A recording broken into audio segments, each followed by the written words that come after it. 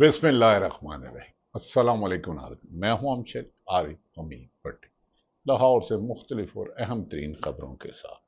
ناظرین، پاکستان میں عجیب سی کھچڑی بنی ہوئی ہے۔ ہر روز عمران خان باہر آ رہے ہیں، عمران خان باہر نہیں آئیں گے۔ حکومت اس غم میں ہی نڈھال ہو کر کمزور ہو چکی ہے، بیچاری لاغر ہو چکی ہے۔ اور تو اور جنگ جیتی پاک فضائیہ نے، پاک فوج نے، ہمارے اداروں نے، بے شک اس میں دو رائے ہے ہی کوئی نہیں، لیکن اس کا کریڈٹ بدقسمتی دیکھیں وہ شخص لے رہے ہیں جو نریندر مودی کے درینہ دوست تھے۔ ایک طالب نے اور تو اور کہندے نے آپ کسے جئی نہ تو گل کرنو رہی نہ۔ وہ بدقسمتی ملک کی دیکھیں، پیپلز پارٹی کہہ رہی ہے کہ بلاول بھٹو کی قائدانہ صلاحیتوں کی وجہ سے ہم جنگ جیتے۔ کوئی شرم، کوئی حیا، لیکن یہ بظاہر میں نہیں بکتی۔ ناظرین، عمران خان آج اعتزاز احسن صاحب سے بات ہوئی تو انہوں نے کہا عمران خان ایک ہفتے سے زیادہ اندر نہیں رہ سکتا اگر عدالتیں آئین کے مطابق بغیر کسی دباؤ کے، بغیر کسی پریشر کے، بغیر ایکسٹینشن کی لالچ کے، بغیر کیمروں میں ریکارڈنگ کے خوف سے، بغیر بچوں کے اغوا ہونے کے فیصلہ کرے تو یہ تاخیر ہو ہی نہیں سکتی۔ اور اب تک بھی عمران خان اور دوسرے لوگوں کے ساتھ جو سلوک کیا جا رہا ہے وہ بادی نظر میں یہ ہے کہ ملک بے آئین اور بے توقیر ہے۔ لیکن ناظرین، مسلم لیگ نون کی کانپیں ٹانک رہی ہیں، اور تو اور اب کہا ہے کہ ہم ملاقات ہوئی ہے کہ جناب ہماری تابع داری میں کوئی فرق ہے تو حکم کریں، ہم مزید تابع داری کے لیے تیار ہیں۔ دوسری طرف ناظرین، بھارت کو ترکیہ پر حملے کی دھمکی مہنگی پڑ گئی، چین نے گیم ڈال دی، لاکھوں فوجیاں نے انڈیا کو گھیر لیا، انڈیا اب کی کشتی بھور میں ہے، نہ وہ کنارے جا سکتا ہے نہ نکل سکتا ہے۔ یہ وہ صورتحال ہے۔ پاکستان کی صورتحال پر باہر آئیں گے کہ حمزہ شہباز کو مریم نواز صاحب کے مقابلے میں کن شخصیات نے جا کر کہا کہ مسلم لیگ نون پنجاب میں سیاسی طور پر ختم ہو گئی ہے، حمزہ شہباز کو متحرک کیا جائے۔ عمران خان جتنی وقت جیل میں گزار رہا ہے اتنی مقبولیت اور ناقابل شکست ہوتا جا رہا ہے۔ کل کیا ہوگا مجھے نہیں پتا۔ عمران خان کو نہ جیل کی گرمی ڈرا سکی 47 سینٹی ٹمپریچر کی، نہ سردیوں کی یخ بستہ راتیں بغیر کمبل کے، وہ ان کے لیے درد سر بن چکا ہے۔ وہ ایسا آدمی آ گیا ہے جنہوں نے طاقتوروں کو بھی گھما دیا ہے۔ اب دیکھنا ہے کہ عمران خان کو اندر رکھنے کے لیے موجودہ حکمران اپنے آپ کو، وزارت عظمیٰ کے عہدے کو، دوسرے عہدوں کو کتنا بے توقیر کرتے ہیں۔ اب آ جاتے ہیں ناظرین، پہلے بھارت کی پٹائی پاکستان کے ہاتھوں ہوئی، اس سے پہلے اس نے 3 حملے کیے، کتنے نشانے پہ لگے، کتنے نہیں نشانے پہ لگے۔ 10 تاریخ کو فجر سے پہلے کیا کیا ہوا یہ کہانی ہم مورخ پہ لکھ دیتے ہیں، وہ آ کے لکھے گا کس کا کتنا کردار تھا۔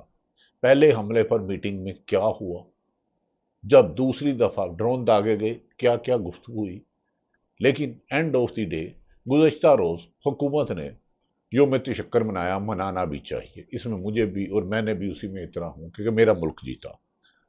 لیکن کاش چند روز قبل 11 کو جب تحریک انصاف نے خوشی میں پاکستان کی کامیابی سے منایا تو ان پہ لاٹھیاں نہ برساتے، انہیں گرفتار نہ کرتے، کہیں تو اپنا ملکی مفاد، اپنے مفاد کو ملکی مفاد پر ترجیح دینا چھوڑ دو۔ خیر، اب آ جاتے ہیں ناظرین، کہا جا رہا ہے کہ ترکیہ صرف 6 منٹ میں صفحہ ہستی سے مٹ جائے گا۔ پاکستان سے شکست کھانے کے بعد بھارت نے یہ لفظ کہے ہیں، ترکیہ پر حملے کی دھمکیاں دینیاں شروع کر دی ہیں بھارتی شخص خورا حکمران اور ان کی فوج نے۔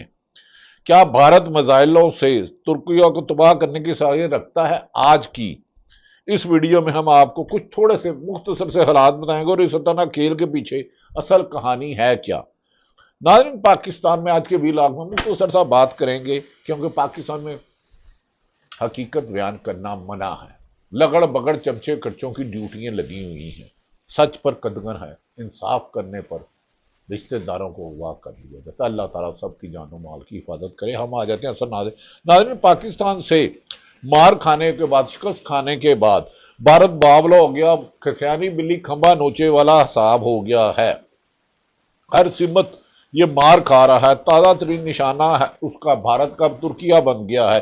ایک بھارتی نیوز ایجنسی نے، جس کے پیچھے راج جیسی بدنام زمانہ جو پاکستان میں دہشت گرد کراتے ہیں، زمانہ خفیہ ایجنسی کی پشت پناہی ہے، انہوں نے دعویٰ کیا، اس نے دعویٰ کیا کہ بھارت اپنے میزائل برہمستار اگنی 5 کے ذریعے صرف 6 منٹ میں ترکیہ کو تباہ کر سکتا ہے۔ یہ کارروائی پاکستان کی کھلی حمایت کے جواب میں کی گئی ہے۔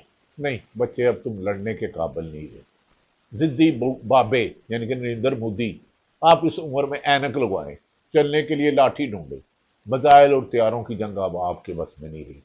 پاکستان کی مار تمہیں بھول گئی ہے؟ کوئی شرم ہوتی ہے، کوئی حیا ہوتی ہے؟ میڈیا آپ کا بے لگام ہے، بدتمیزی کرتا ہے، بےہودہ گفتگو کرتا ہے۔ وہ میجر گوریا یا گورگرایا یا گورکھن ہے، مجھے نہیں پتا، اب تو اس کی بھی بولتی بند ہو چکی ہے۔ ناظرین، اس مضمون میں دعویٰ کیا کہ بھارت اگنی 5 میزائل میں 29,400 کلومیٹر تک فی رفتار رکھتا ہے۔ اسے بحری جنگی جہاز سے لانچ کر انقیرہ کے صرف چند منٹوں میں نشانہ بنایا جا سکتا ہے۔ لیکن سوال یہ ہے کہ بھارت واقعی ترکیہ جیسے ٹیٹو رکن ملک کے خلاف ایسا قدم اٹھا سکتا ہے؟ یہ ممکن نہیں، بکھلایا ہوا ہے۔ پہلے پاکستان کے خلاف آواز اٹھائی، پھر بھارت میں خود آواز اٹھ رہی ہے کہ بھارت تو، مودی تو اپنے آپ کو سپر پاور کرتا تھا، 2-3 بڑے ملکوں میں کہتا تھا، ایک ٹیلی فون کال میں ڈونلڈ ٹرمپ کی ڈھیر ہو گیا۔ اس سے پہلے پاکستان کی فوج اور پھر اس کی چپیڑے اس کے منہ پر اتنی سنائی دی کہ ان کے جو شور شرابے والے ٹاک شو تھے وہ خاموشی میں اور قبرستان جیسی عکاسی کرنے لگے حالات کی۔ اب آپ ترکیہ کو حمایت کر رہے ہو، بیوقوف ہو۔ ابھی چند دن پہلے چین نے مارا، پاکستان نے مارا، تمہارا یہ حساب ہو گیا اب کے مار مار کھا کے ڈھیٹ ہو گئے، شرم نہیں آنی تمہیں۔ خیر ناظرین، ترکیہ وہ ملک ہے جس نے چین کے ساتھ مل کر کھلے عام پاکستان کی حمایت کی تھی۔ ترکیہ نے پاکستان کو جدید فوجی ڈرون فراہم کیے تھے جو بھارت کے لیے ایک درد سر بنے ہوئے تھے۔ اب اس کے لیے وہ یہ اس قسم کی بات کرتے ہیں، جہاں بھارت کا ہر رد عمل اس کے اندرونی ناکامیوں اور علاقائی تنہائی کا شکار ہے۔ اسی لیے بھارت اپنی عوام میں نریندر مودی مقبولیت کے لیے اس قسم کی سلطان رائی بڑی بڑھ کے مار رہا ہے۔ لیکن دوسری طرف کیا آپ جانتے ہیں کہ چائنا کا ایک بھارتی صوبے پر قبضہ کرنے جا رہا ہے؟ چین بھارتی صوبے پر قبضہ کرنے جا رہا ہے۔ ان لنگڑے لوگوں، یہ کب ہونے جا رہا ہے، کیسے ہوگا؟ انڈیا کا گھیراؤ کر لیا گیا ہے۔ اس میں کون کون سے ممالک شامل ہیں اب آپ کو تفصیلات بتاتے ہیں، لیکن مختصر ناظرین سب جانتے ہیں کہ چائنا نے بھارت کی پر کاری ضرب لگاتے ہوئے اس کے اہم ریاست اروناچل پردیش کو رنگستان کا نام دے دیا اور ریاست کی سرحد بھوٹان سے بھی ملتی ہے۔ چائنا نے کئی دہائیوں پہلے سے ایک پلاننگ کے تحت اپنے شہریوں کو یہاں بسانا شروع کر دیا تھا۔ بھارت تم تو گے اب لداخ بارڈر تک، جس کا فاصلہ تقریباً 3488 کلومیٹر بنتا ہے، اپنے لاکھوں چینی فوجیوں کو لا کر کھڑا کر دیا اور ان کی نقل و حمل تیزی سے جاری ہے۔ لہذا بھارت کی تو کہانی مک گئی ہے، تو بڑھ کے ہوں گی، بزدلی والی گفتگو ہوگی، وہ کرتا رہے بھارت کا پارلر۔ اسی لیے کہتے ہیں اب آ جاتے ہیں اصل پاکستان کی حالات کی طرف۔ ہاں آج کل ہر طرف ایک ہی بات سنائی دے رہی ہے، ایوانے حکمرانوں کے ایوان ہو، جیلیں ہو، اپوزیشن ہو، تاجر ہو، کسان ہو، مزدور ہو، ریڑھی بان ہو، کہ آج کل ہر طرف کے عمران خان کی واپسی کے چرچے ہیں۔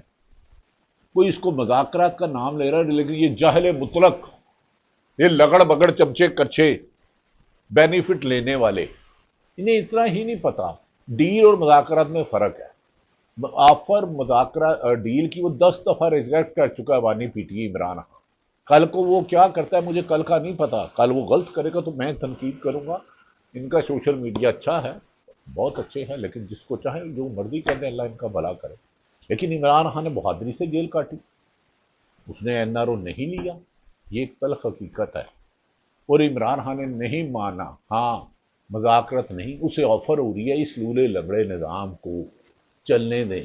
اندازہ کریں جس ملک میں اسلامی جمہوریہ پاکستان ہو، چوری کی مرغی کھانا حرام، چوری کی موٹر سائیکل چلانا حرام، چوری کی سائیکل حرام، بجلی چوری حرام، گیس چوری حرام، ٹیکس چوری حرام، وہ تو ہر ارب پتی لوگ کرتے ہیں، ان کے لیے جائز ہے۔